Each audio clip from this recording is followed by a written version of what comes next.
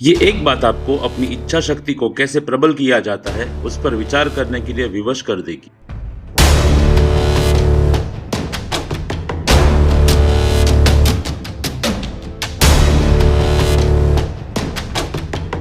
नमस्कार प्यारे मित्रों, फिर से स्वागत है आपका एमआरएन डायरीज पर। आज के वीडियो में एक दंत कथा प्रस्तुत होगी जो आपको जीवन में किस प्रकार इच्छा शक्ति को प्रबल किया जाता है तथा उसके लिए कैसे दृढ़ संकल्प कर सकते हैं उसका एक उत्तम उदाहरण प्रस्तुत करेगी। मित्रों, ये बात है महाभारत के मुख्य पात्र अर्जुन की इच्छा शक्ति की।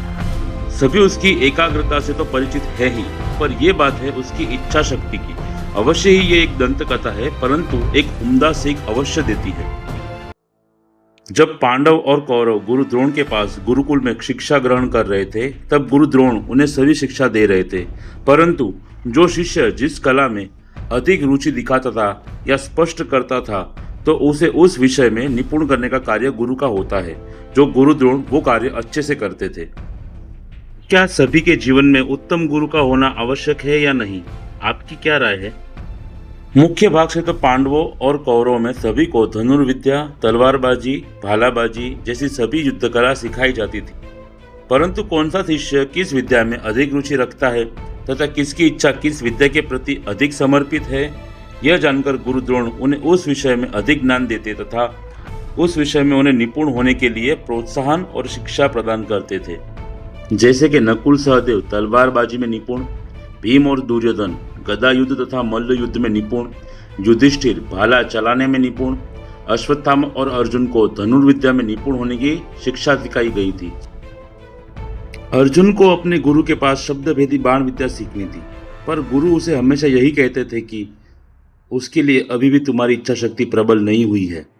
जब मुझे लगेगा कि वो प्रबल हो चुकी है, अब तुम तैयार हो, तब मैं तुम्हें सिखाऊंगा।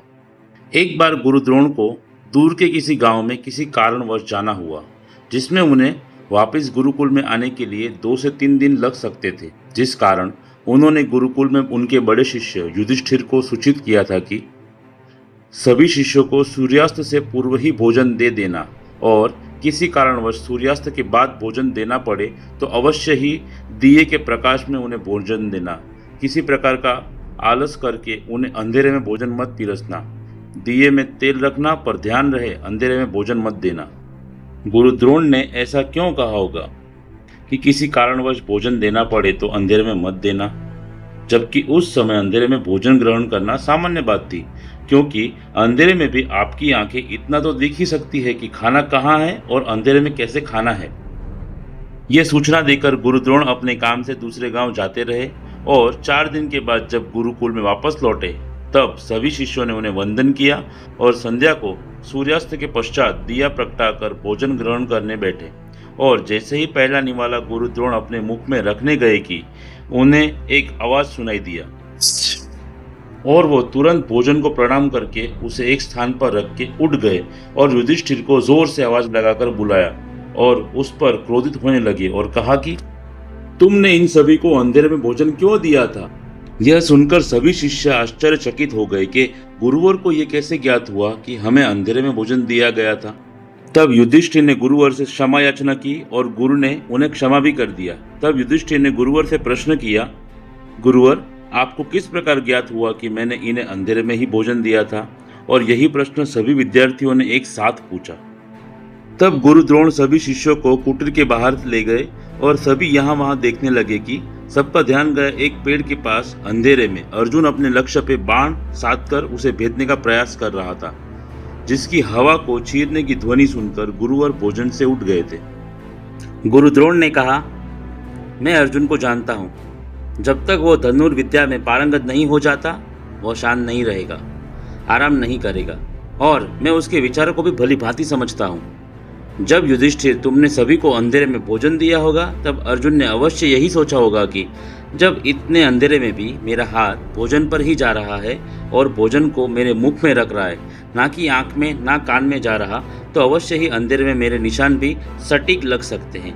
बस ऐसा विचार करके अब वो हर रात्रि को अभ्यास करेगा। इसी कारणवश मैंने तुम्हें रोका था, पर कोई बात नहीं, इससे अर्जुन की इच्छा शक्ति प्रबल होगी और मैं उसे शब्द भेदी विद्या अवश्य ही सिखा पाऊंगा। जैसे धनुर्विद्या के लिए अर्जुन इतना गंभीर था, क्या आप अपने जीवन में किसी विषय वस्तु को लेकर गंभीर हो? क्या आपकी इच्छा शक्ति उसके लिए सजाग्र है? अगर हाँ, तो कमेंट्स में जरूर बताइएगा, जो हमें और अन्य सभी को कुछ सीखने में मदद रूप होगा।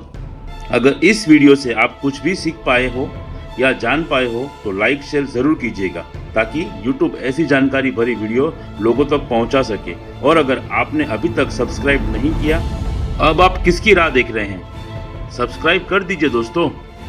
धन्यवाद।